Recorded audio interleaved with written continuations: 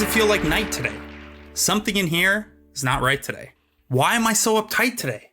A new episode of Columbia House Party is all I got left. Jake, what's up, man? Not much. Feeling uptight and whatever the other rhyming word was. Yeah, so something in here is not right today. Why am I so uptight today? Come on. Feeling not right and uptight. Yeah, there you go. I'm not actually. That's a I feel good tagline for the podcast. Yeah, we've had a few of these opening lyrics over the course of the podcast that fit the podcast really well. And something's not right. So uptight is that one works too, man. It does speak to our, I don't know, existences, I guess. Uptightness and not rightness. I was gonna say sensibilities, but I don't know if that's right. I don't think that's right. I don't think know where I'm going is with a sensibility. This. We're filling time. Well, thank God we have a guest today, because you're seriously not on your game out of the gate here, Jake. I know.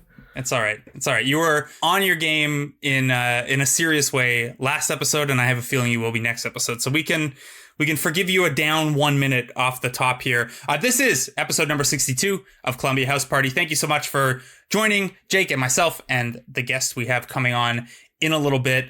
Special thank you if you're one of our Patreon supporters listening. You can join those people at patreon.com/Columbia House Party. Join us at the Discord. Great things like that. Failing that, please rate, review, subscribe, all that good stuff.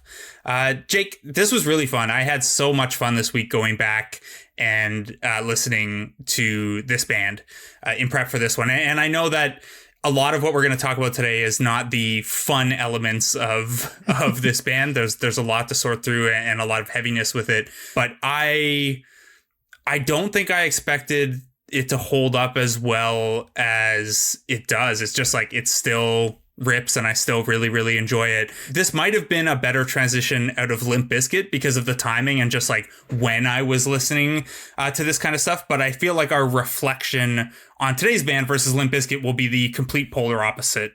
No, there will be no tongue in cheek. There will be no, I can't believe this took place. There will be a real appreciation, I think. I hope. Maybe I shouldn't speak for you, Jake. Yes and no, I think. We'll get into it. But yeah, yes and no is what I would say. Admittedly, while Limp Bizkit would have been a natural transition, instead we're going with a bit of a clunky connection. Coming off of last week's episode talking about Harvey Danger, our options were either to find a band that talks about beans and truly awful parenting, or reach for a connection in some other form. So we went to Sweethearts of the Rodeo All-Stars. A Sad Sweetheart of the Radio is a Harvey Danger song. Sweethearts of the Rodeo is a club in Hollywood. And Sweethearts of the Rodeo All-Stars covered a song by today's band on the DVD Frat Party at the Pancake Festival, which I promise is a real thing and not something I made up just to trick you guys into thinking I found a connection between the episodes that doesn't exist. This is my favorite connection so far. Yeah, and the connection here is really just that today's guest wrote such a great piece on this album that I was just like, wanting to get this episode in. And finally, I was like, we're just doing it. So today, Jake, we're talking about one of the most successful and influential bands from the early 2000s nu metal boom, one that blurred the lines between genres, delivered hit after hit, and opened up a door into empathetic, vulnerable lyricism in an arena that had rarely welcomed it. Today, we're talking about Linkin Park and their 2000 debut, Hybrid Theory.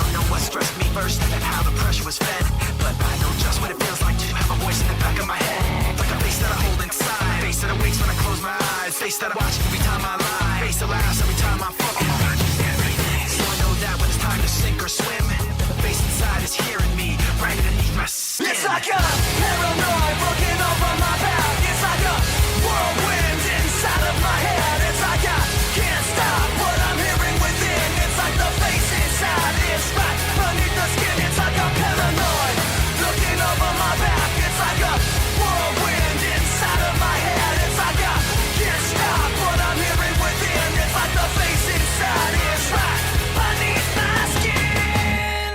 That was Paper Cut, the lead track off of Hybrid Theory and the fourth single. And Jake, very, very good, I think, album opener in terms of setting the tone for the band and the album that is to come. Obviously, it was only the fourth single, but pretty killer opener, I think. Yeah, I'm sure I'll bring this up later, but there's, I think, 3 songs on this album that, like, 10 seconds of each, like a specific 10 seconds of each gets stuck in my head to this day randomly. And the chorus of that song is one of them. Yeah. Yes. The 10 seconds that surely get stuck in your head is you walking around with just shut up when I'm talking to you. Shut up in your head. So as I mentioned off the top, the impetus for this episode was not necessarily the usual natural connection, but an excellent article from back in October at BuzzFeed News. Linkin Park were a day one spreadsheet presence of a band that I wanted to talk about, but we were lucky enough to get the author of that article at BuzzFeed News on. We're joined today by Elamin Abdul Mahmoud. Elamin, thanks for joining us, man. Oh my God, my pleasure. I am so excited to do this. Thank you so much for having me. Guys, if you don't know, Elamin is a culture writer at BuzzFeed News and the host of Party Lines at CBC News and the host of the very excellent Pop Chat podcast at CBC. You can follow him for all his great work at Elamin88 on Twitter. Another fun fact about Elamin before we get into Hybrid Theory, I read in researching for this episode, Elamin, that you're only 5'8". Yeah, that's what the internet says. I have, there's a website and I would like to sue this website for slander. The website is heightzone.com. I don't know where they got random biographical information about me, most of which appears to be correct, except for 2 pieces of information. One, they say that I'm American. I am not. I'm Canadian. And the second one is I am allegedly 5'8", and boy, like I was like, oh, it's interesting that this is what sets me off. I need to go into my rage cave and listen to some Linkin Park to soothe myself because I am furious. Yeah, that is, look, as someone, you're on a podcast with a shorter man and also a podcast with someone who's right in that range of, am I lying about my height? Because I'm 5'10", borderline 5'11", and that's always the height where, either you can round up to 6 foot on the dating apps, or you just be honest about it and people assume you're rounding up from like 5'8". So there's a lot of, there's too many sub 6 foot guys on this pod. You can also be my size and just have no sense of what anything is. Like you guys are like, oh, I'm only 5'10", 5'11". I'm not that tall. I'm like, no, untrue. You are both tall.